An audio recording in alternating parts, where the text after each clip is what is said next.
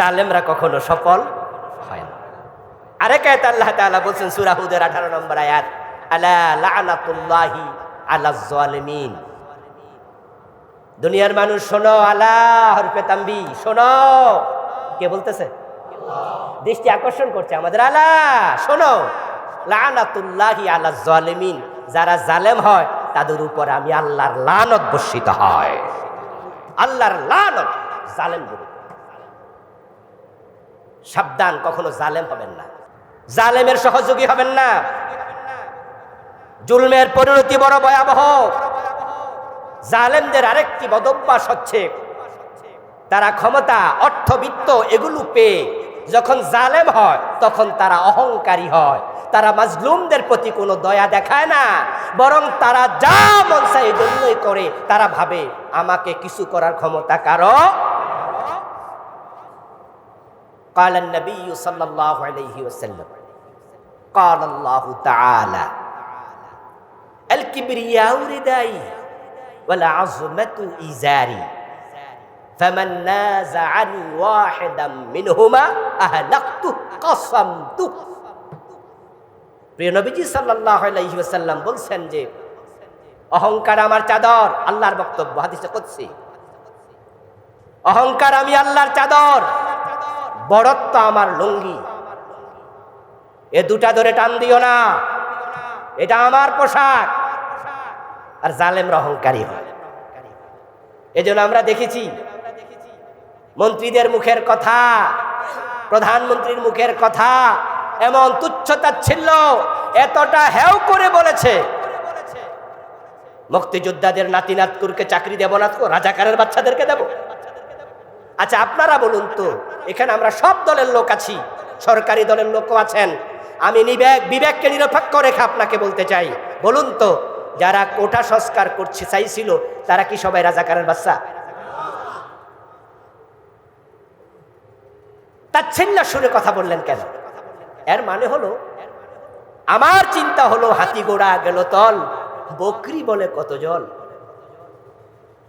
ফখরুল ইসলাম পারে না, জামাতের শফিক পারে না, জামাত বিএনপি কিচ্ছু করতে পারে না। তোমরা চ্যাংরা পোলা বানাইসা, আমি সরকার, আমার সাথে ইয়া করো, যাও মিয়া রাজাকারের বাচ্চা কাচ্চা। গালি দিয়ে দিলাম, তাচ্ছিল্য করে দিলাম। আপনার মুখ থেকে যখন তাচ্ছিল্যের শব্দ এই 15 বছর শুনতে শুনতে আল্লাহর আরশ বারবার কাঁপতে কাঁপতে কাঁপতে কাঁপতে আল্লাহ তাআলার সীমা যখন এক পর্যায়ে শেষ জায়গায় পৌঁছে গেছে ধৈর্যের, ফাআখাযনাহুম বাগতাতান, ওই ছোট ছোট বাচ্চাদেরকে দিয়ে পুরা মসনদ আল্লাহ উল্টে দিয়েছে। পুরা মসনদ আল্লাহ উল্টে দিয়েছে। কাজী ইব্রাহিম হাফেজাহুল্লাহ, বড় একজন আলেম বক্তা, নাম শুনেছেন তো? উনি দেশে নাই, দুবাইতে আছেন এখন। ওনাকে জেলে নেওয়া হয়েছিল, একটা আঙ্গুল ভেঙে দেয়া হয়েছিল। অথচ কাজী ইব্রাহিম হাফেজাহুল্লাহ সরাসরি কোন দল করেন না। উনি রাজনৈতিকভাবে সক্রিয় লোক না, হয়তো মেন্টালি কোন দলকে সাপোর্ট করতে পারে। ওস্তাদ আমার খুব কাছের মানুষ, আমাকে উনি খুব ভালোবাসেন, আমিও ওনাকে খুব ভালোবাসি। দুবাই থেকেও কয়দিন আগেই ওনার সাথে আমার ভিডিও কলেও কথা হলো, এই কয়দিন আগেই। বললাম ওস্তাদ চলে আসেন, তাড়াতাড়ি আসেন, আমরা অপেক্ষা করছি। ওনার আঙ্গুলটা উল্টায় দিছে, মসরায় দিছে, জেল খাটাইলো, বের হলো, কয়দিন পরে দেশ থেকে চলে যেতে হলো। আপনারা কি ভাবেন, শকে গেছে না যেতে বাধ্য হয়েছে?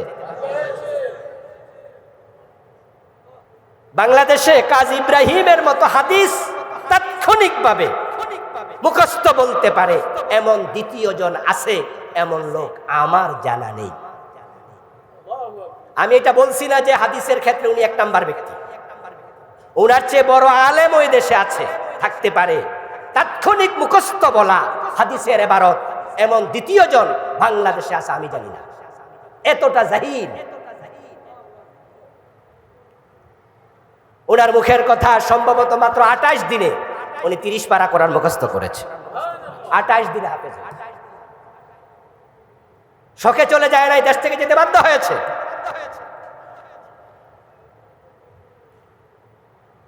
মিজানুর রহমান আজহারি মালয়েশিয়া আমেরিকা আদরাদরি করছে, দেশ থেকে যেতে বাধ্য হয়েছে। ডিজিএফআই ডেকে নিয়ে বলেছে আজকের ভিতরে চলে যান। অথচ মিজান আজহারি সেও কিন্তু সক্রিয়ভাবে কোনো দল, এদেশের কোনো দল করে না। কেমনে করবে? সে তো আলিম পাশ করে চলে গেছে মিশরে, আর লেখাপড়া শেষ হইল মাত্র কয়দিন আগে, পিএইচডি হলো মালয়েশিয়া থেকে। তো সেটা দেশে থাকেই না, দল করবে কেন? আল্লাহ তাআলা যখন দেখলেন সীমা লঙ্ঘনকারী, অহংকারী হয়ে যা, রাসূল বলছে আল্লাহর বক্তব্য, এই লঙ্গি, এই চাদর, অহংকার আমার। এরপর আল্লাহ তাআলা বলছে ফামান নাযাআনি ওয়াহিদাম মিনহুমা আহলাকতুহু আও কাসামতুহু, এই লুঙ্গি এবং চাদর ধরে যারা টানাটানি শুরু করে দেয়, এক পর্যায়ে আমি আল্লাহ এমন ধাক্কা মারি ধ্বংস করে ছেড়ে দেই।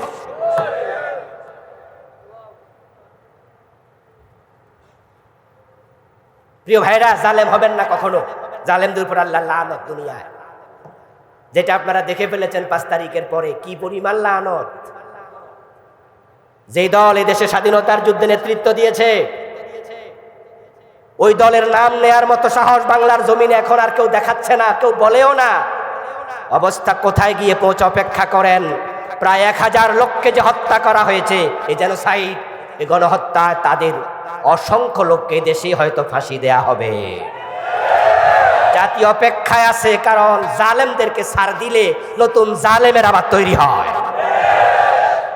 আর স্যার আপনি দিবেন কেমনে? এই যে আপনার রাস্তায় মারা গেছে নিরীহ লোক, ওর বাবা কি মামলা করবে না? পাখির মতো গুলি করছেন, ওরা কি মামলা করবে না? আর আপনারাই বলুন তো, ন্যায় বিচার পাওয়ার অধিকার লোকদের আছে না নাই? তা আপনার ক্ষমতার জন্য 1000 লোক হত্যা করেন কিভাবে? কিভাবে করেন? এই অধিকার আপনাকে কে দিল?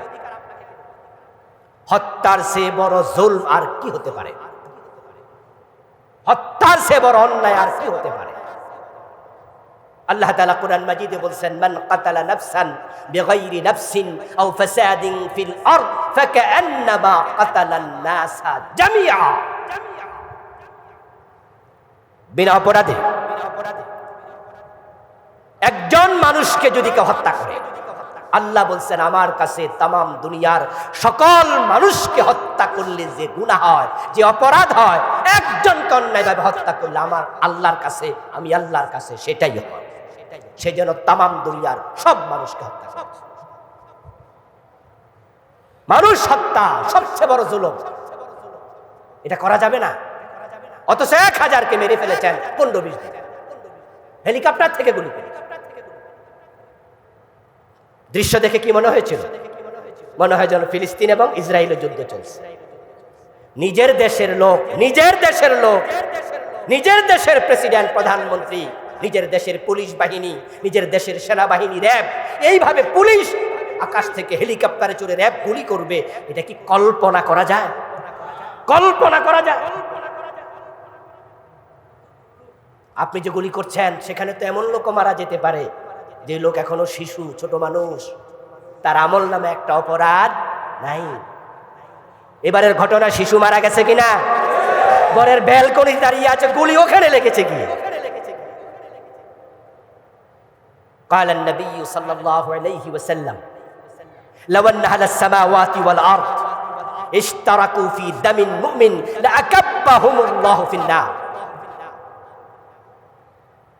প্রিয় নবীজি বলছেন, শোনো, আকাশ এবং জমিনে যত বাসিন্দা আছে সবাই মিলে যদি একজন মুমিনকে হত্যা করে, পৃথিবীতে মানুষের সংখ্যা এখন 800 কোটি, কম বেশি। আকাশে ফেরেশতার সংখ্যা, জিনের সংখ্যা আমরা জানি না। প্রিয় নবীজি সবাইকে একসাথ করলেন, লাওয়ান্না আলাস সামাওয়াতি ওয়াল আরদ, আকাশ এবং জমিনে যত বাসিন্দা আছে সবাই মিলে ইশতারাকু ফি দামিন মুমিন, এই মুমিন ওয়াহিদ, একজন মুমিনকে হত্যার কাজে অংশগ্রহণ করে। সবাই হত্যা করতে পারবে না, 800 কোটি মানুষ একজনকে মারতে পারবে না। মারছে 2 জনে, 5 জনে, 10 জনে, 20 জনে, কিন্তু বাকিরা সাপোর্ট করছে। যদি এমন হয়, আল্লাহ এতটা রেগে যান, একসাথে সবাইকে জাহান্নামে ফেলে দেবেন। হত্যা এতটা জঘন্য অপরাধ। আর 1000 লোক, ছোট ছোট বাচ্চা, শিশু, এভাবে গুলি করে মেরে ফেলতে হবে আপনার ক্ষমতার জন্য। আলা লা'নাতুল্লাহি আলা যালিমিন। জালেমদের উপর লানত আল্লাহ এমনি বলেন নাই। ওদেরকে আল্লাহ তাআলা দুনিয়াতে ধ্বংস শুধু করবেন না, বরং কোরআন মাজিদে বলছে, শোনো, আতাদনা লিজ-জালিমিনা আযাবান আলীমা, আমি জালেমদের জন্য জাহান্নামের অত্যন্ত মর্মন্তুদ জাহান্নামের আগুন প্রস্তুত করে রেখেছি। কি ভাবছেন আপনি? হ্যাঁ, গত 5 তারিখের আগে কত জালেমের সহযোগী মরে গেছে। তারা সরকারের পতন দেখে যায়নি, স্বৈরাচারের পতন দেখে যায়নি, অথচ সেও জালেম ছিল, জালেমের সহযোগী ছিল, সে অসুস্থ হয়ে মরে গেছে, হঠাৎ মরে গেছে। আপনি যদি মনে করেন ওরা না শাস্তি পাবে, ওরা না পতন দেখলো, আগেরটা মরে গেল, তার আর কি হলো? আল্লাহ বলে আতাদনা লিজ-জালিমিনা আযাবান আলীমা, দুনিয়ায় যদি শাস্তি নাও পাও, জাহান্নাম আমি রেডি করে রেখেছি। আমার জাহান্নামের পাকড়াও থেকে বাঁচানোর ক্ষমতা কারো নাই। এজন্য আপনারা যারা জালেমের সহযোগী আছেন, থেমে যান, তওবা করেন, নাই আল্লাহর আযাব গজব থেকে আপনি বাঁচতে পারবেন না। আমার প্রিয় ভাইরা, মাঝে মাঝে আমরা হতাশ হতাম, আরে আর কি? আল্লাহ তাআলা বলছেন, ফালা তাহসাবান্নাল্লাহা ওয়ালা তাহসাবান্নাল্লাহা গাফিলান আম্মা ইয়ামালুজ জালিমুন, জালেমরা যে জুলুম করছে, ও নবী, কে পাথর মারছে আপনাকে? কার পাথরে আপনার দাঁত ভেঙে গেল? কে কোন জায়গায় রাতে বসে গোপন সলা পরামর্শ করলো? কারা আপনার রাস্তায় কাঁটা বিছাইয়া দিল? আপনি ভাববেন না আমি আল্লাহ বুঝি দেখি না, বরং আমি সব দেখি।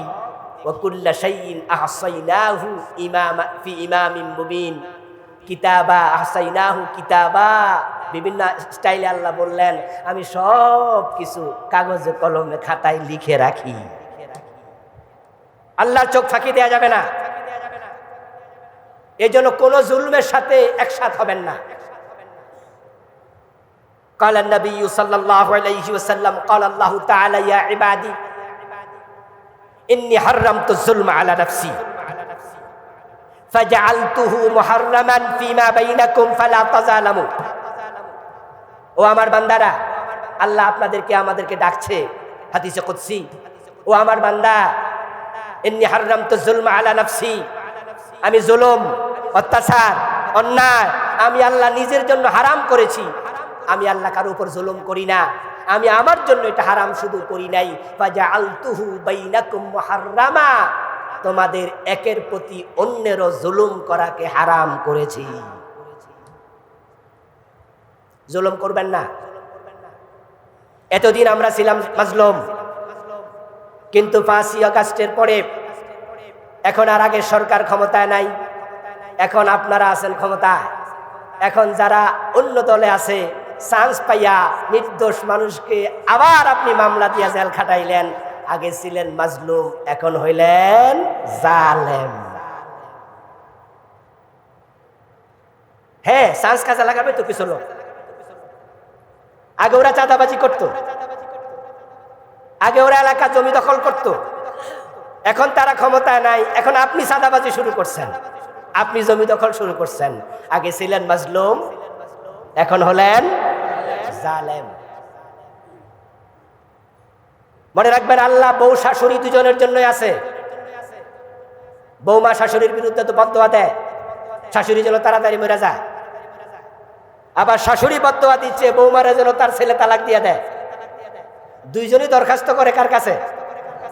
আল্লাহ দুইজনের দোয়া একসাথে শোনে না, আল্লাহ আগে দেখে কার দোয়া হক কারটা না হক। কারণ বউ শাশুড়ি তারা দুজন, কিন্তু দোয়া যে করছে তিনি কয়জন? এই জন্য উনি দুইজনেরই খোদা। যারা আগে ক্ষমতায় ছিল আল্লাহ তাদের রব, আর আজকে যারা আপনারা ক্ষমতা আসছেন বা আসবেন আল্লাহ আপনাদের রব।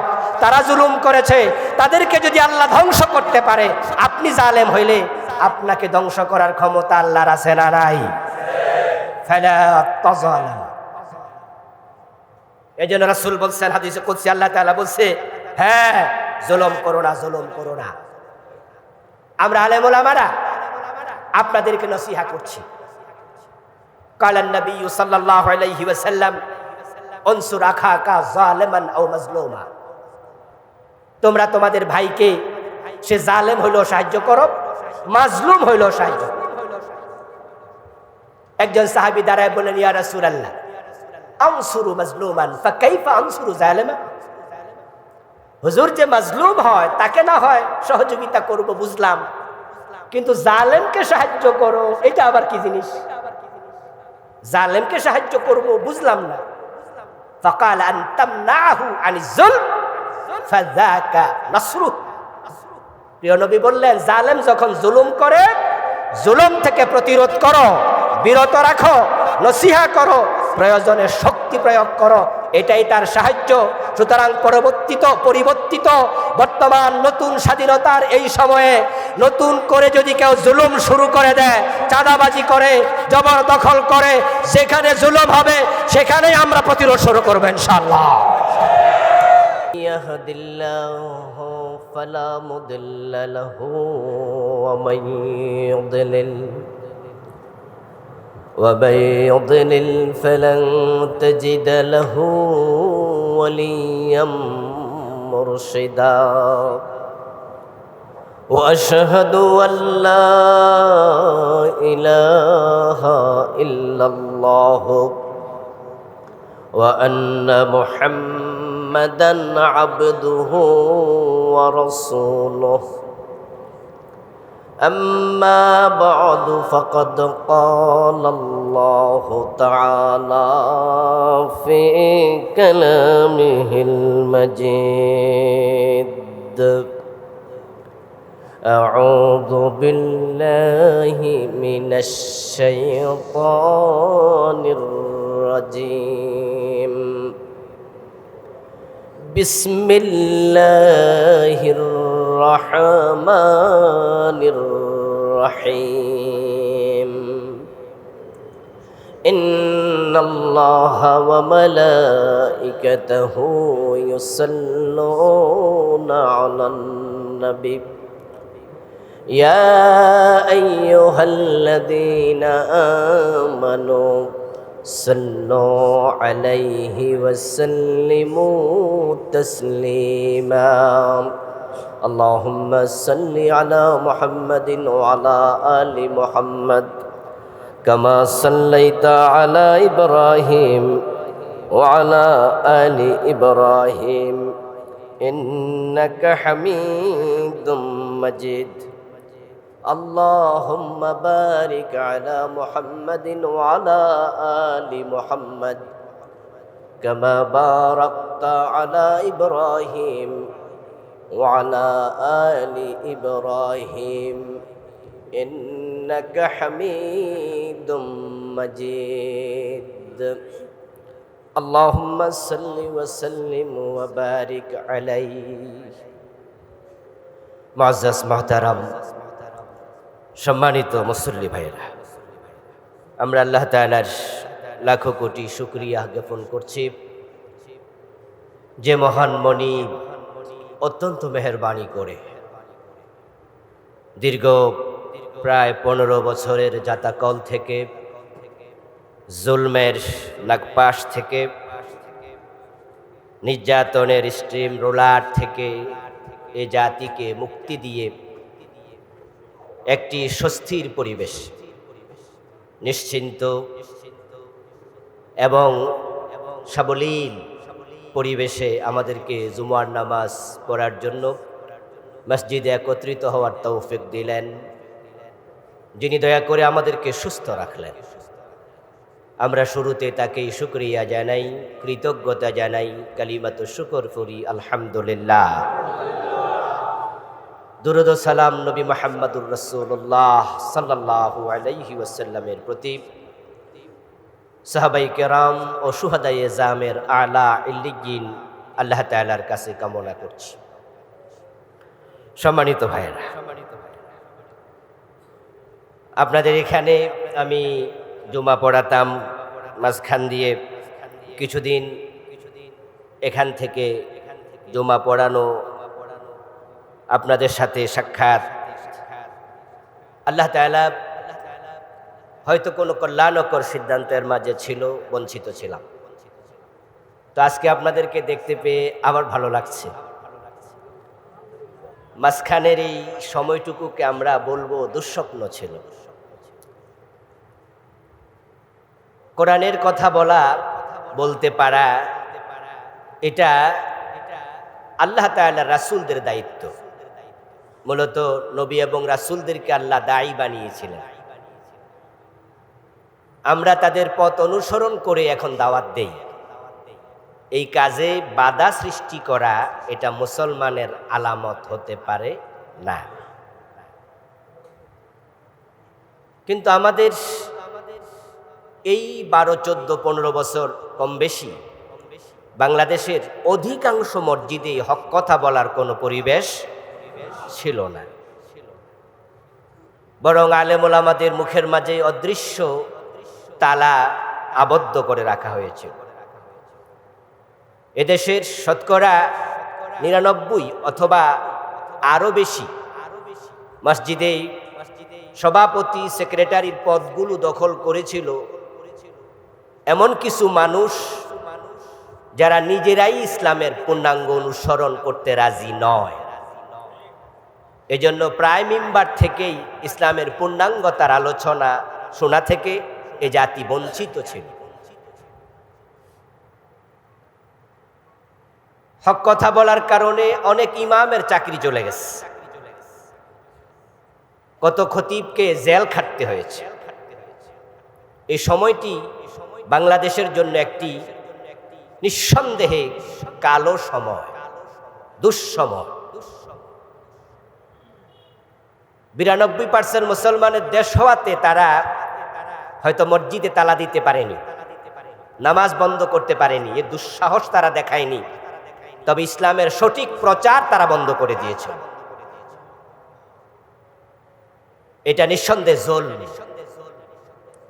আদম আলাইহিস সালাম জান্নাতে আল্লাহ তাআলার একটি নির্দেশ যখন লঙ্ঘন করলেন, ওনার যখন অনুভূতি আসলো, গায়ের কাপড় খসে পড়ে গেল, তখন তিনি বললেন, রাব্বানা যালামনা আনফুসানা, আমি নফসের উপর জুলম করেছি। অন্যের উপর অত্যাচার করার নামে জুলুম না, আল্লাহর নির্দেশনার বাহিরে চলে যাওয়াই জুলুম। আর এই 15 বছর সময় যারা আল্লাহর নির্দেশনা, আল্লাহর বিধানগুলো প্রচার করতে দেয়নি, নিঃসন্দেহে তারা জালেম ছিল। এটা চরম জুলম ছিল।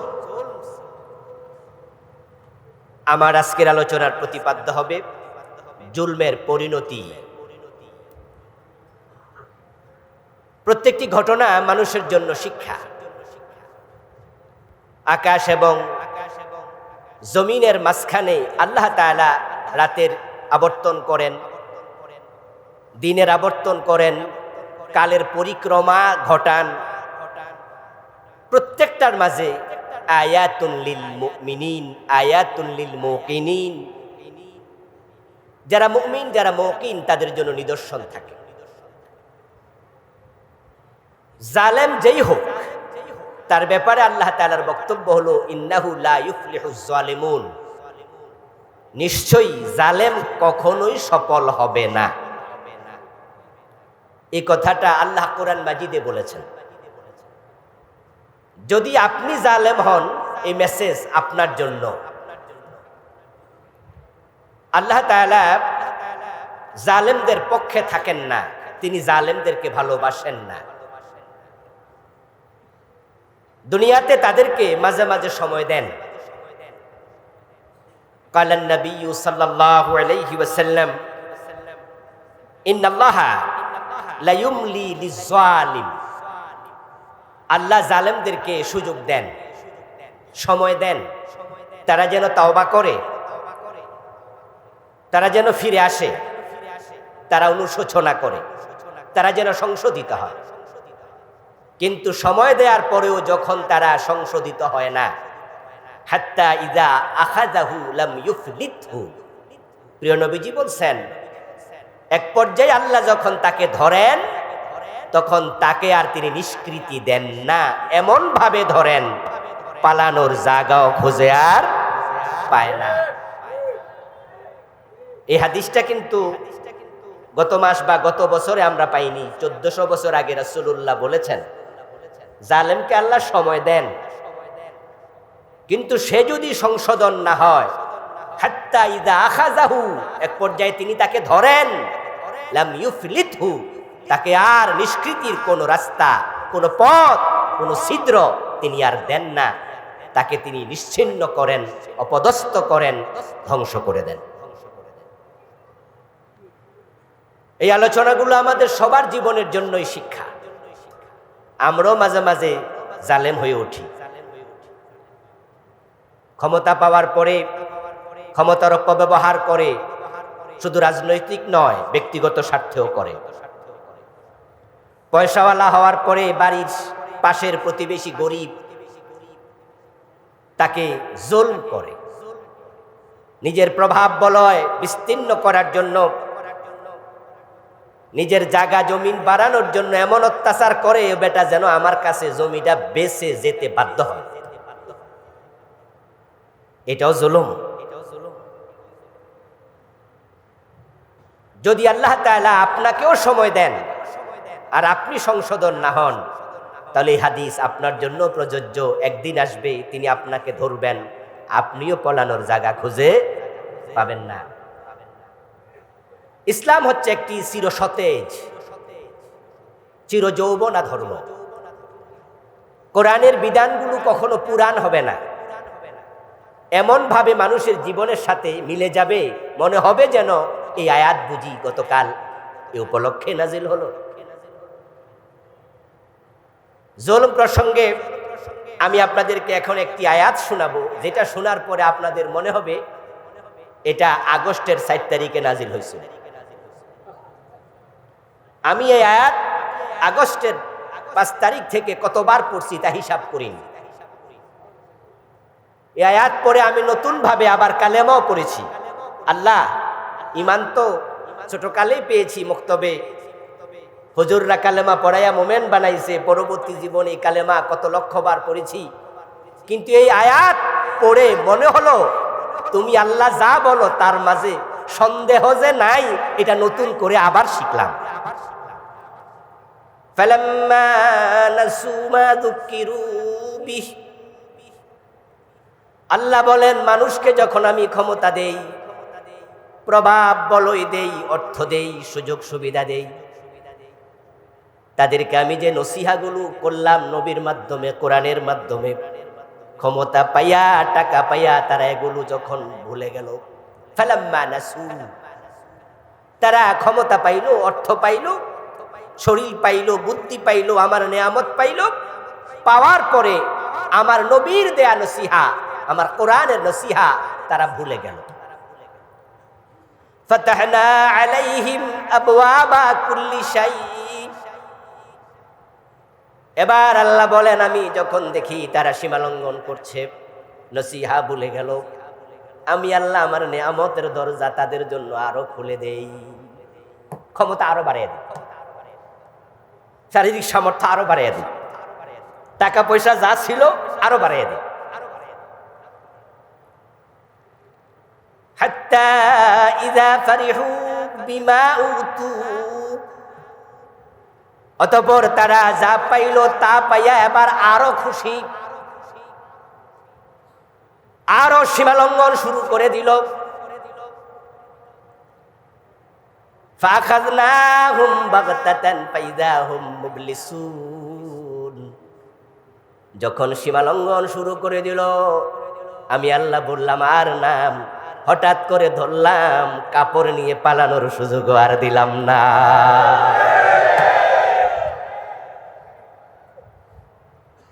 নিজের লাগেজ নেবে, কাপড় চোপড় নেবে, নিজের প্রয়োজনীয় সামগ্রী নেবে, এই সুযোগ আমি আল্লাহ দিলাম না।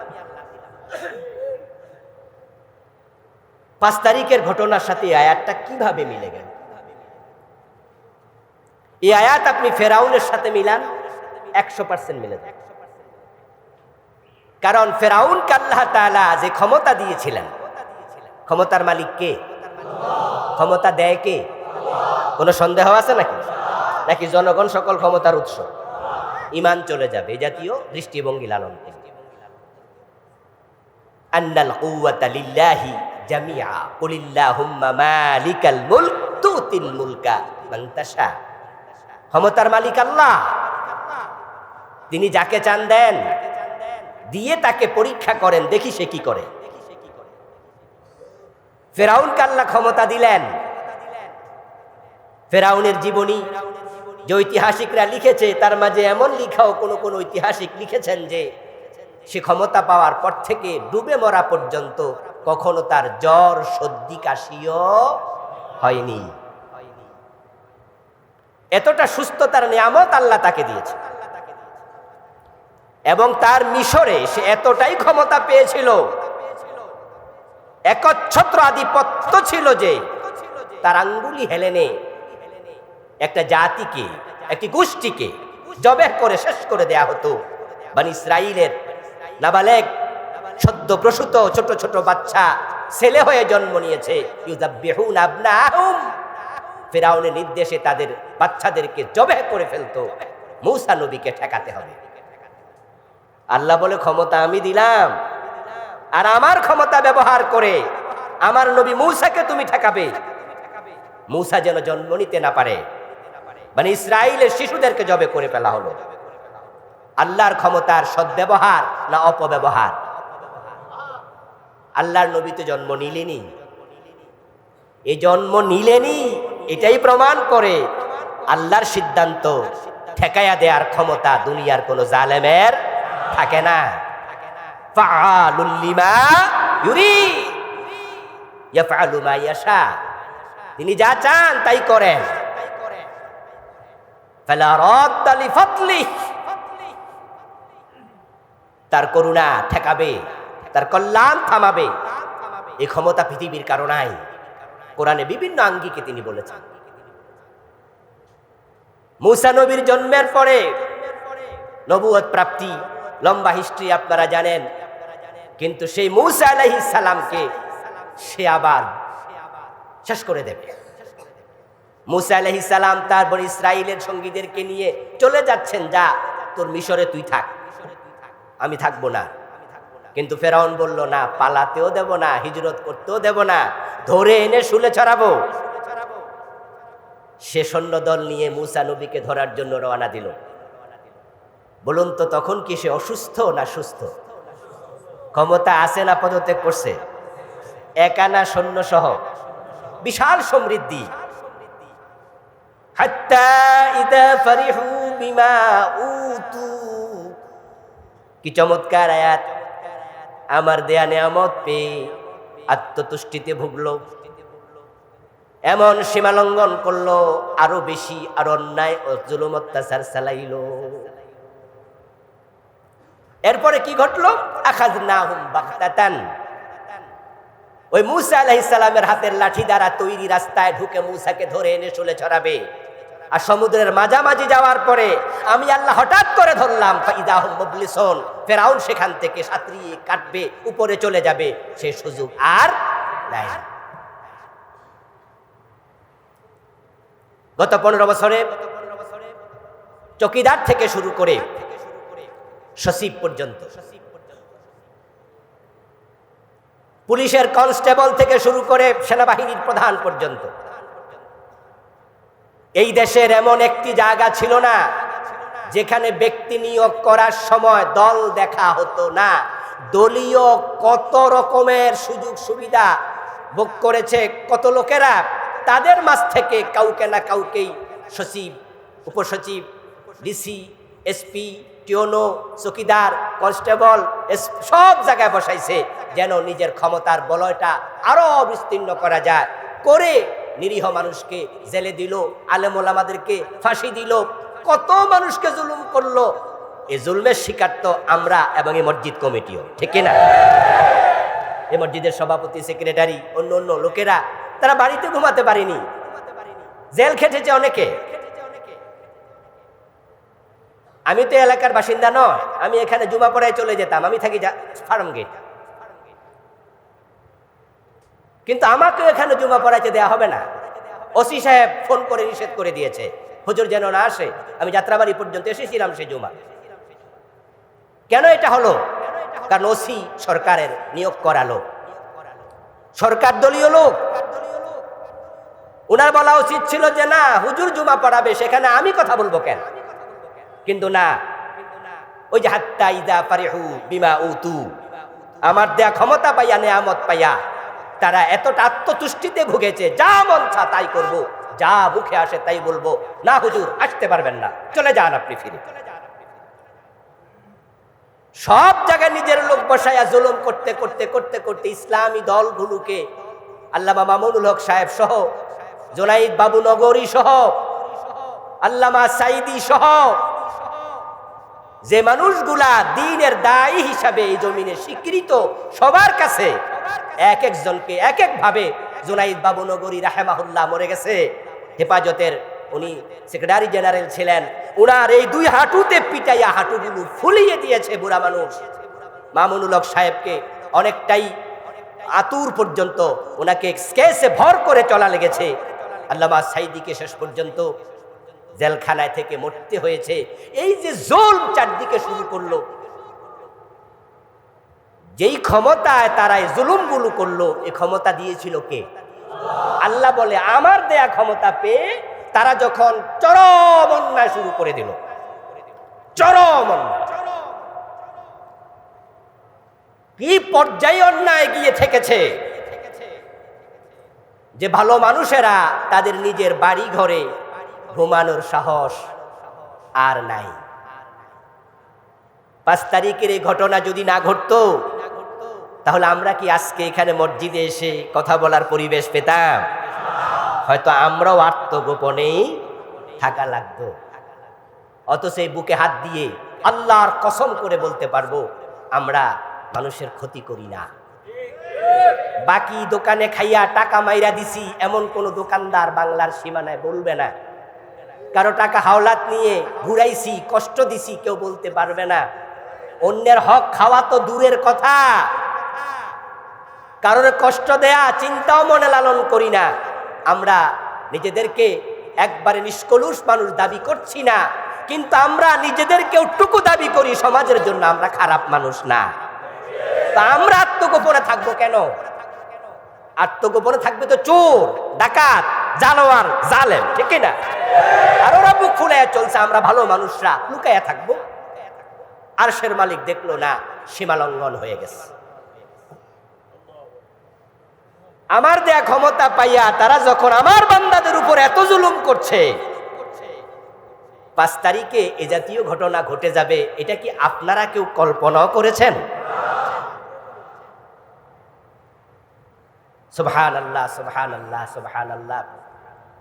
আমরা কেউ এটা ভাবিও নাই, কারণ তাদের ক্ষমতার বলয় প্রভাব তারা এতটাই বিস্তীর্ণ করেছিল যে ওদেরকে ক্ষমতা থেকে সরাবে আমরা মনে করছি এমন শক্তি বাংলাদেশে আর কারোই নাই। কেউ রাস্তায় দাঁড়াইতে পারে না, ওদেরকে সরাবে কেমনে? আমরা তো সরানোর চিন্তা করি নাই। আর আল্লাহ বলে, হাত্তা ইদা আখাযনাহুম বাগতাতান, এই আমার বান্দারা শোনো, আমি আল্লাহ ফেরাউনের মতোই হঠাৎ করে ধরি।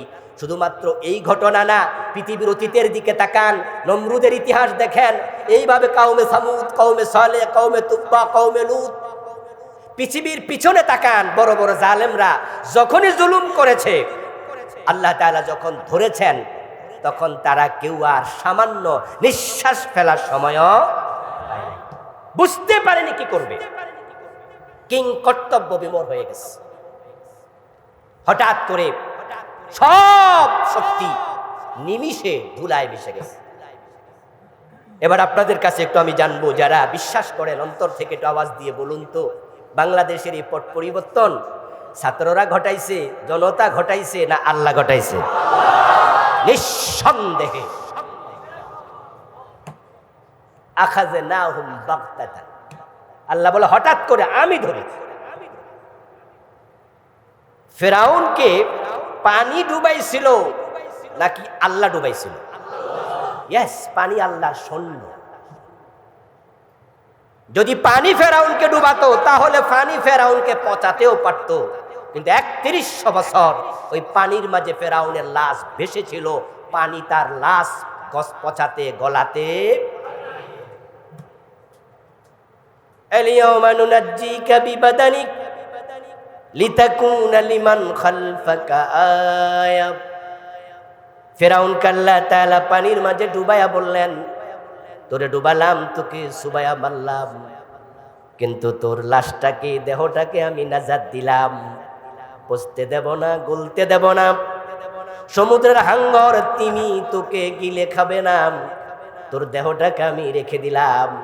লিতাকুনা লিমান খালফাকা আয়া, পরবর্তী প্রজন্ম তোর দেহ দেখে তারা নিদর্শন গ্রহণ করবে, আমি আল্লাহর ক্ষমতার উপরে তারা নতুন করে ঈমান আনবে। পানি যদি ফেরাউনকে ডুবাতো, পানি তার লাশ পচাইতে পারে। এজন্য আল্লাহ কোরআন মাজিদে বারবার বলছেন আগরাকনাহু, আগরাকনা, আমি ডুবাইছি। পানিকে বলে না, পানি ডুবাইছি। হাত্তা ইযা আদরাকাহুল গারাক, পানি তাকে পেয়েছে, কিন্তু ডুবাইছি আমি আল্লাহ। বাংলাদেশে এই ৫ তারিখের বিপ্লব, এই দেশে আলেম ওলামা ইসলামপন্থী প্রতিটি মানুষের কলবের মাঝে স্বস্তি এনে দিয়েছে, প্রশান্তি এনে দিয়েছে। এক যুগের বেশি আমরা ঘর থেকে যখনই বের হতাম, আমাদের মনে একটা টেনশন থাকতো, কখন জানি অ্যারেস্ট হই। কিন্তু আলহামদুলিল্লাহ, বলুন তো আমাদের অন্তরে কি এখন অ্যারেস্ট হওয়ার কোনো টেনশন আছে? কি প্রশান্তি, কি স্বস্তি, সুবহানাল্লাহ। বাংলায় একটি প্রবাদ ছিল, চোরের মনে, কিন্তু গত 15 বছরে কি এই প্রবাদটা চোরের মনে পুলিশ পুলিশ, না আলেম ওলামার মনে পুলিশ পুলিশ? কি আশ্চর্য, প্রবাদ পর্যন্ত পরিপূর্ণ চেঞ্জ।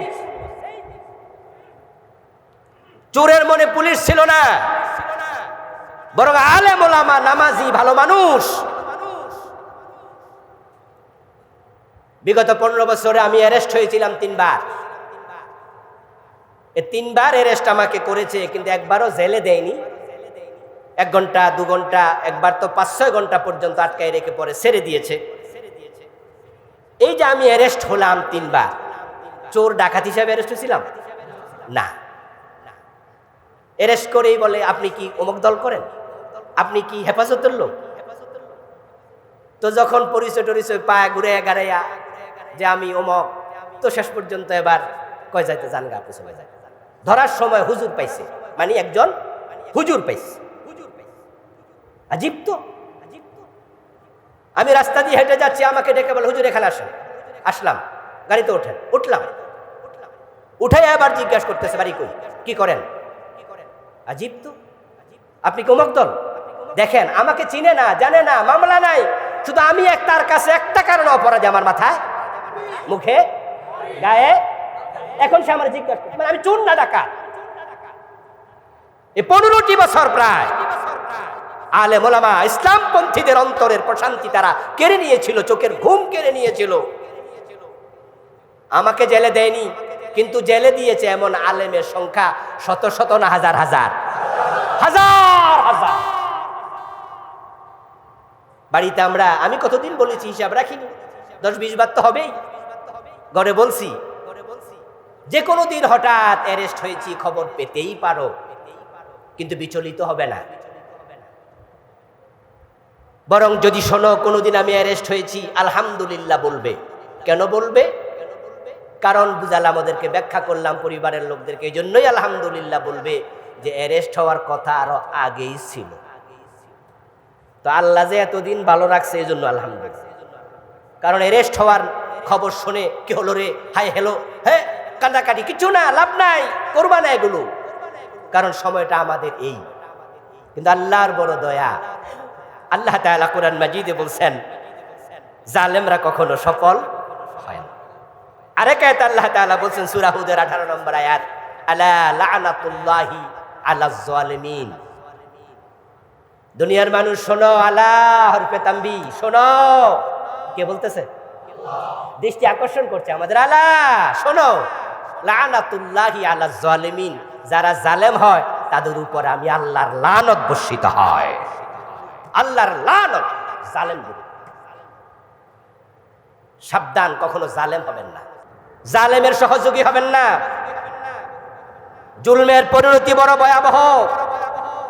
জালেমদের আরেকটি বদভ্যাস হচ্ছে তারা ক্ষমতা, অর্থবিত্ত এগুলো পেয়ে যখন জালেম হয় তখন তারা অহংকারী হয়।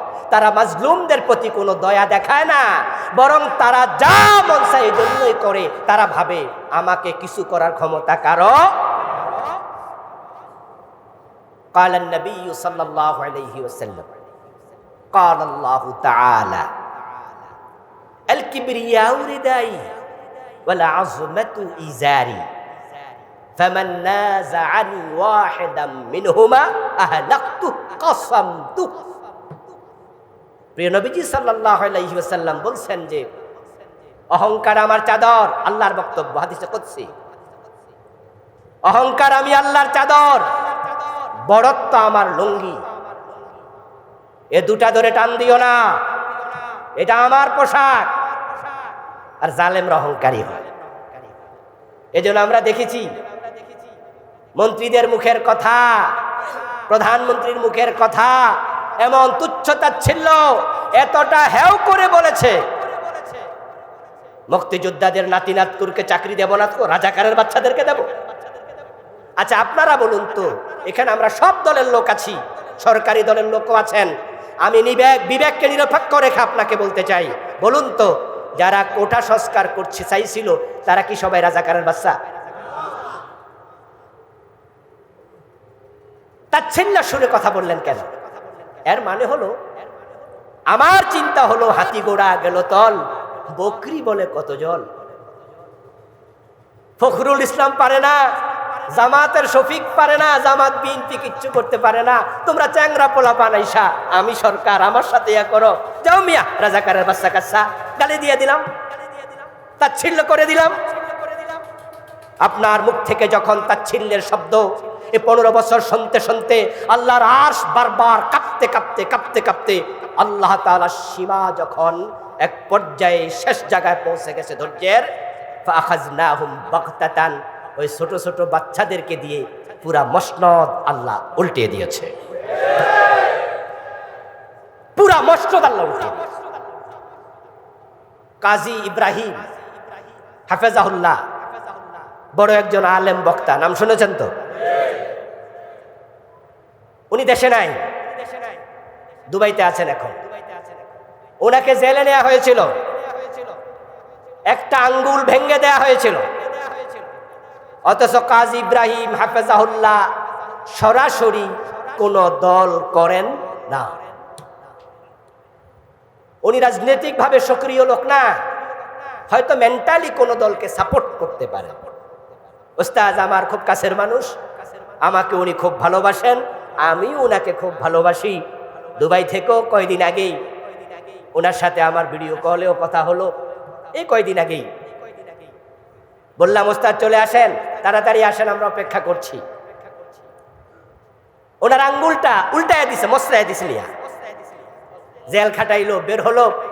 কয়দিন পরে দেশ থেকে চলে যেতে হলো। আপনারা কি ভাবেন, শকে গেছে না যেতে বাধ্য হয়েছে? বাংলাদেশে কাজী ইব্রাহিমের মতো হাদিস তাৎক্ষণিকভাবে মুখস্থ বলতে পারে এমন দ্বিতীয় জন আছে, এমন লোক আমার জানা নেই। আমি এটা বলছি না যে হাদিসের ক্ষেত্রে উনি 1 নাম্বার ব্যক্তি, ওনার চেয়ে বড় আলেম ওই দেশে আছে, থাকতে পারে। তাৎক্ষণিক মুখস্থ বলা হাদিসের ইবারত এমন দ্বিতীয় জন বাংলাদেশে আছে আমি জানি না, এতটা জাহিল। ওনার মুখের কথা সম্ভবত মাত্র 28 দিনে উনি 30 পারা কোরআন মুখস্থ করেছে। 28 দিনে হাফেজ, শখে চলে যায় নাই, দেশ থেকে যেতে বাধ্য হয়েছে।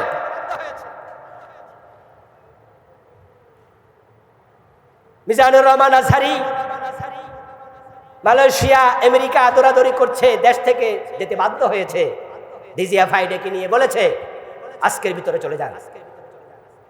অথচ মিজান আজহারি সেও কিন্তু সক্রিয়ভাবে কোনো দল, এদেশের কোনো দল করে না। কেমনে করবে?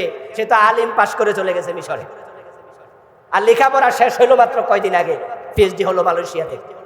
তো সেটা দেশে থাকেই না, দল করবে কেন? আল্লাহ তাআলা যখন দেখলেন সীমালঙ্ঘনকারী, অহংকারী হয়ে যা, রাসূল বলছে আল্লাহর বক্তব্য, এই লুঙ্গি, এই চাদর, অহংকার আমার।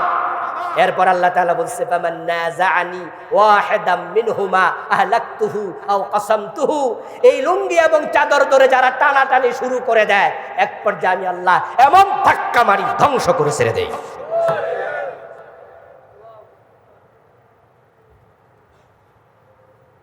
প্রিয় ভাইরা, জালেম হবেন না কখনো।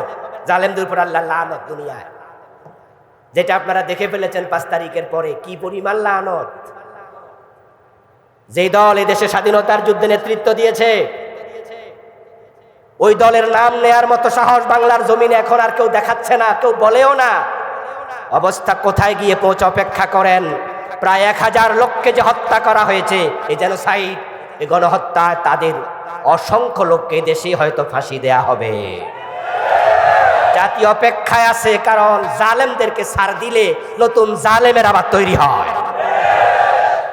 আর ছাড় আপনি দিবেন কেমনে? এই যে আপনার রাস্তায় মারা গেছে নিরীহ লোক, ওর বাবা কি মামলা করবে না? পাখির মতো গুলি করছেন, ওরা কি মামলা করবে না? আর আপনারাই বলুন তো, ন্যায় বিচার পাওয়ার অধিকার লোকদের আছে না নাই? তা আপনার ক্ষমতার জন্য আপনি 1000 লোক হত্যা করেন কিভাবে? কিভাবে করেন? এই অধিকার আপনাকে কে দিল? হত্যার চেয়ে বড় জুলম আর কি হতে পারে? হত্যার চেয়ে বড় অন্যায় আর কি হতে পারে? আল্লাহ তাআলা কুরআন মাজিদে বলছেন, মান কাতালা নাফসান বিগাইরি নাফসিন আও ফাসাদিন ফিল আরদ ফাকান্নামা কাতালান নাসা জামিআ। বিনা অপরাধে একজন মানুষকে যদি কেউ হত্যা করে, আল্লাহ বলছেন আমার কাছে তামাম দুনিয়ার সকল মানুষকে হত্যা করলে যে গুনাহ হয়, যে অপরাধ হয়, একজনকে অন্যায়ভাবে হত্যা করলে আমার আল্লাহর কাছে, আমি আল্লাহর কাছে সেটাই হয়। সেজন্য তামাম দুনিয়ার সব মানুষকে হত্যা করে। মানুষ হত্যা সবচেয়ে বড় জুলুম, এটা করা যাবে না। অথচ 1000কে মেরে ফেলেছেন 15-20 দিন, হেলিকপ্টার থেকে গুলি করে। দৃশ্য দেখে কি মনে হয়েছিল? মনে হয় যেন ফিলিস্তিন এবং ইসরায়েলের যুদ্ধ চলছে। নিজের দেশের লোক, নিজের দেশের লোক, নিজের দেশের প্রেসিডেন্ট, প্রধানমন্ত্রী, নিজের দেশের পুলিশ বাহিনী, নিজের দেশের সেনাবাহিনী, র্যাব, এইভাবে পুলিশ আকাশ থেকে হেলিকপ্টারে চড়ে র্যাব গুলি করবে, এটা কি কল্পনা করা যায়? কল্পনা করা যায়? আপনি যে গুলি করছেন, সেখানে তো এমন লোক মারা যেতে পারে যে লোক এখনো শিশু, ছোট মানুষ, তার আমল নামে একটা অপরাধ নাই। এবারের ঘটনা শিশু মারা গেছে কিনা? ঘরের ব্যালকনি দাঁড়িয়ে আছে, গুলি ওখানে লেগেছে কি? قال النبي صلى الله عليه وسلم لو ان اهل السماوات والارض اشتركوا في دم المؤمن لاكبهم الله في النار। প্রিয় নবীজি বলছেন, শোনো, আকাশ এবং জমিনে যত বাসিন্দা আছে সবাই মিলে যদি একজন মুমিনকে হত্যা করে, পৃথিবীতে মানুষের সংখ্যা এখন 800 কোটি, কম বেশি। আকাশে ফেরেশতার সংখ্যা, জিনের সংখ্যা আমরা জানি না। প্রিয় নবীজি সবাইকে একসাথ করলেন, লাওয়ান্না আলাস সামাওয়াতি ওয়াল আরদ, আকাশ এবং জমিনে যত বাসিন্দা আছে সবাই মিলে ইশতারাকু ফি দামিন মুমিন, এই মুমিন ওয়াহিদ, একজন মুমিনকে হত্যার কাজে অংশগ্রহণ করে। সবাই হত্যা করতে পারবে না, 800 কোটি মানুষ একজনকে মারতে পারবে না। মারছে 2 জনে, 5 জনে, 10 জনে, 20 জনে, কিন্তু বাকিরা সাপোর্ট করছে। যদি এমন হয়, আল্লাহ এতটা রেগে যান, একসাথে সবাইকে জাহান্নামে ফেলে দেবেন। হত্যা এতটা জঘন্য অপরাধ। আর 1000 লোক, ছোট ছোট বাচ্চা, শিশু, এভাবে গুলি করে মেরে ফেলতে হবে আপনার ক্ষমতার জন্য? আলা লানাতুল্লাহি আলা যালিমিন, জালেমদের উপর লানত আল্লাহ এমনি বলেন নাই। ওদেরকে আল্লাহ তাআলা দুনিয়াতে ধ্বংস শুধু করবেন না, বরং কোরআন মাজিদে বলছে, শোনো, আতাদনা লিয-যালিমিনা আযাবান আলীমা, আমি জালেমদের জন্য জাহান্নামের অত্যন্ত মর্মন্তুদ জাহান্নামের আগুন প্রস্তুত করে রেখেছি। কি ভাবছেন আপনি? হ্যাঁ, গত 5 তারিখের আগে কত জালেম, কত জালেমের সহযোগী মরে গেছে, তারা সরকারের পতন দেখে যায়নি। স্বৈরাচারের পতন দেখে যায়নি, অথচ সেও জালেম ছিল, জালেমের সহযোগী ছিল। সে অসুস্থ হয়ে মরে গেছে, হঠাৎ মরে গেছে। আপনি যদি মনে করেন ওরা না শাস্তি পাবে, ওরা না পতন দেখলো, আগেরটা মরে গেল, তার আর কি হলো? আল্লাহ বলে আতাদনা লিজ্জালিমিনা আযাবান আলিমা। দুনিয়ায় যদি শাস্তি নাও পাও, জাহান্নাম আমি রেডি করে রেখেছি। আমার জাহান্নামের পাকড়াও থেকে বাঁচানোর ক্ষমতা কারো নাই। এজন্য আপনারা যারা জালেমের সহযোগী আছেন, থেমে যান, তওবা করেন। নাই আল্লাহর আযাব গজব থেকে আপনি বাঁচতে পারবেন না। আমার প্রিয় ভাইরা, মাঝে মাঝে আমরা হতাশ হতাম, আরে আর কি। আল্লাহ তাআলা বলছেন ফালা তাহসাবান্নাল্লাহা ওয়ালা তাহসাবান্নাল্লাহা গাফিলান আম্মা ইয়ামালুজ জালিমুন। জালেমরা যে জুলুম করছে, ও নবী, কে পাথর মারছে আপনাকে? কার পাথরে আপনার দাঁত ভেঙে গেল? কে কোন জায়গায় রাতে বসে গোপন সলা পরামর্শ করলো? কারা আপনার রাস্তায় কাঁটা বিছাইয়া দিল? আপনি ভাববেন না আমি আল্লাহ বুঝি দেখি না, বরং আমি সব দেখি। ওয়াকুল্লা শাইইন আহসাইনাহু ফি ইমামিন মুবিন। কিতাবা আহসাইনাহু কিতাবা, বিভিন্ন স্টাইলে আল্লাহ বললেন আমি সব কিছু কাগজে কলমে খাতায় লিখে রাখি। আল্লাহর চোখ ফাঁকি দেওয়া যাবে না। এই জন্য কোন জুলমের সাথে একসাথ হবেন না। قال النبي صلى الله عليه وسلم قال الله تعالى يا عبادي إني حرمت الظلم على نفسي فجعلته محرما فيما بينكم فلا تظالموا। ও আমার বান্দারা, আল্লাহ আপনাদেরকে আমাদেরকে ডাকছে হাদিসে কুদসি, ও আমার বান্দা, ইন্নী হাররামতু যুলমা আলা নাফসি, আমি জুলুম, অত্যাচার, অন্যায় আমি আল্লাহ নিজের জন্য হারাম করেছি।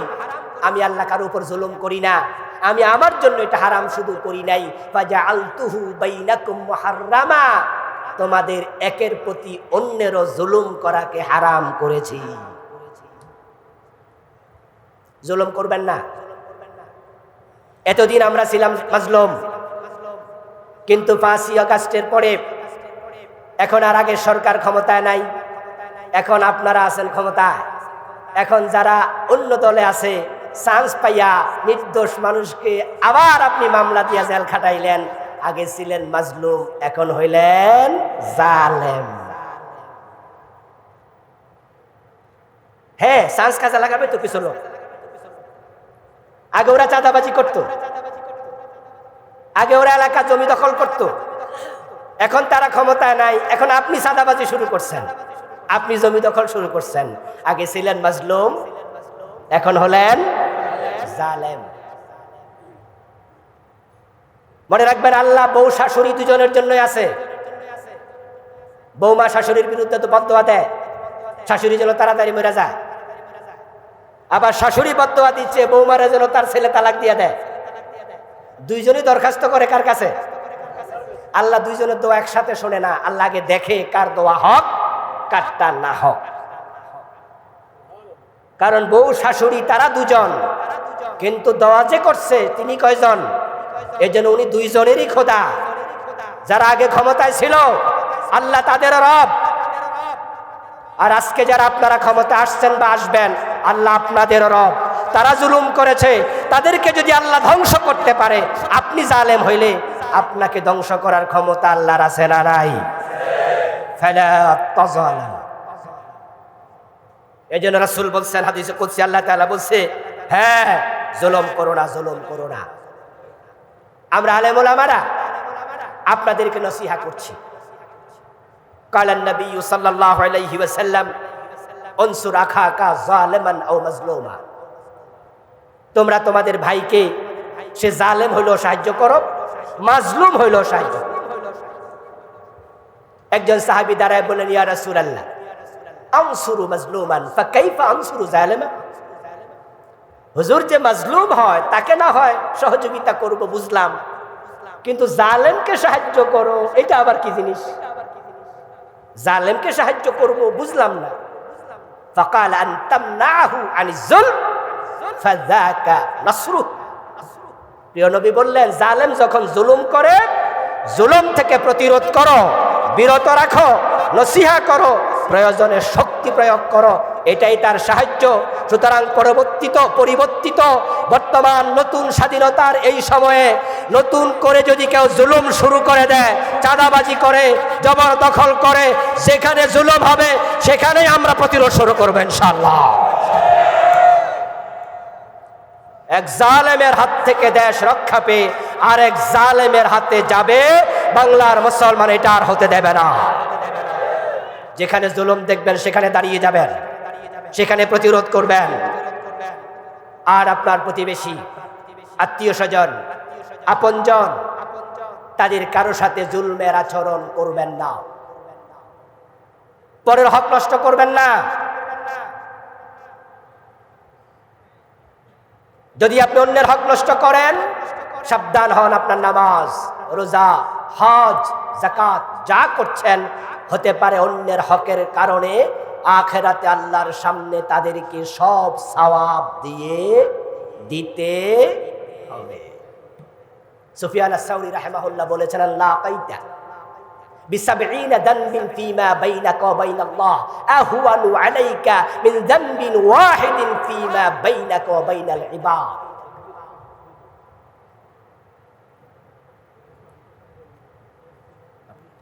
সুফিয়ান আস-সাউরি রাহিমাহুল্লাহ বিশাল বড় মুহাদ্দিস, উনি বলতেছেন, শোনো, আল্লাহর সাথে তোমার ৭০টি মামলা আছে।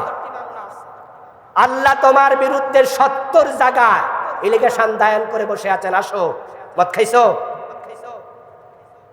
মিথ্যা বলছো, রোজা ছাড়ছো, নামাজ কাজা করছো, ৭০টা বড় বড় গুনাহ আল্লাহ টিক চিহ্ন দিয়া বসে আছে, আসো আমার কাছে।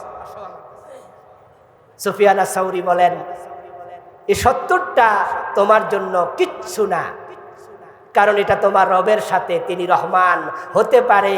আবার তুমি আস্তাগফিরুল্লাহ বলবে, ১ সেকেন্ডে তিনি ৭০টা না, ৭০ না, ৭০,০০০ না, ৭০ লাখ না, আরো কোটি কোটি গুনাহ যদি হয়, একবার তাওবা করো, সব ১ সেকেন্ডে তিনি ক্ষমা করে দিতে পারেন। কিন্তু অন্যের একটা হক নষ্ট করে আল্লাহর সামনে যেও না, আল্লাহ সেটা কখনোই ক্ষমা করবে না যদি সে ক্ষমা না করে। ইত্তাক দাওয়াতাল মাজলুম ফাইন্নাহু লাইসা বাইনাহা ওয়া বাইনাল্লাহি হিজাব। যার উপর জুলুম করলেন তার বদদোয়া থেকে বেঁচে থাকুন। রিকশাওয়ালা, গায়ে হাত তুলবেন না। বদ আচরণ করেছে কেউ, আপনার প্রভাব ক্ষমতা আছে, থাপ্পড় মেরে দেবেন না। অতটুকু জায়েজ যতটুকু করেছে। সে আপনাকে একটা গালি দিয়েছে, আপনি চুপ থাকলে সওয়াব পাবেন, অথবা ওই গালিটুকু অথবা ওই কটু কথাটুকু ফিরিয়ে দিলে গুনাহ হবে না, সমান সমান হবে। তবে ভদ্র মানুষ গালি দেয় না, চুপ থাকে অথবা অন্যভাবে প্রতিকার করে। কিন্তু আপনি যদি এর চেয়ে বেশি করেন, যখন সে গালি দিয়েছিল তখন ছিল সে জালেম, আর আপনি প্রতিকার বেশি করছেন, এখন আপনি হলেন। প্রিয় নবী বলছে, সে মাজলুম হওয়ার পরে যে বদদোয়া দেয়, তার বদদোয়াকে ভয় করো। মাজলুমের ফরিয়াদ এবং আল্লাহর মাঝখানে কোনো পর্দা থাকে না। দাওয়াতুল মাজলুম ইয়ারফাউহা আল্লাহু ফাওকাল গামাম সুম্মা ক্বাল লা আনসুরান্নাকা ওয়ালাউ বা'দা হিন। মাজলুম যখন বদদোয়া দেয়, আল্লাহ তার বদদোয়াকে আকাশে নিয়ে যান, মেঘমালার উপর রেখে দেন, তারপর জালেমকে সময় দেন, সে সরি বলে কিনা। সময় যদি না দেয়, সরি যদি না বলে, সময় দেওয়ার পরে আল্লাহ আবার বলেন, এই বদদোয়া, তোমার সাথে আমি আল্লাহ আছি। কথা বুঝলেন? কিন্তু ওই বদদোয়াকে আল্লাহ আসমানে নিয়ে যান, আকাশে মেঘের উপরে, ইয়ারফাউহা আল্লাহু ফাওকাল গামাম। আমি তোমার সাথে আছি। আপনি কি ভাবেন এই যে এত বড় ঘটনা ঘটে গেল আমাদের কল্পনার বাহিরে? কাজী ইব্রাহিম রাহিমাহুল্লাহ হাফেজাহুল্লাহর কথা বলছিলাম, যে প্রসঙ্গে ভুলে গেছি বলতে। উনি বলেছিলেন যে 5ই আগস্টের ঘটনা যে ছেলেগুলো ঘটাইছে, ওরা ছিল আমাদের জন্য আল্লাহর পক্ষ থেকে আবাবিল। ওয়ারসালা আলাইহিম তায়রান আবাবিল। ওনার কথাটা আমার মনে ধরছে। আসলে তুই পোলাপান দিয়ে তুই কাম ঘটার কথা না। প্রিয় ভাই, ওই বদদোয়াকে আল্লাহ বলে আমি তোর সাথে আছি। এই যে ঘটনা ঘটলো, কত মায়ের চোখের পানি জমা হয়েছে, কত মাজলুমের হাহাকার জমা হয়েছে। সাতক্ষীরা অঞ্চলে এখানে অনেকে আছেন। সাতক্ষীরাতে ইসলামী আন্দোলনের পক্ষের ভাইদের দোতলা তিনতলা বাড়ি বুলডোজার দিয়ে ভেঙে ফেলেছে, বুলডোজার দিয়ে। চোখের পানি জমা হতে হতে হতে হতে মাজলুমের বদদোয়া আল্লাহ সহ্য করে না। এবার আপনার বাড়ির পাশে যে গরিব মানুষ, ওর উপর জুলুম করলে ওর বদদোয়া কি আপনার বিপক্ষে লাগবে না? এজন্য আসুন, এই ঘটনা থেকে আমরা নিজেরা শিক্ষা নিই, আমাদের জীবনটাকে জুলম মুক্ত সাজাই। আমরা কখনো কারোর উপর জুলুম করব না। রাজি আছেন? আল্লাহ তৌফিক দান করুন, আমিন।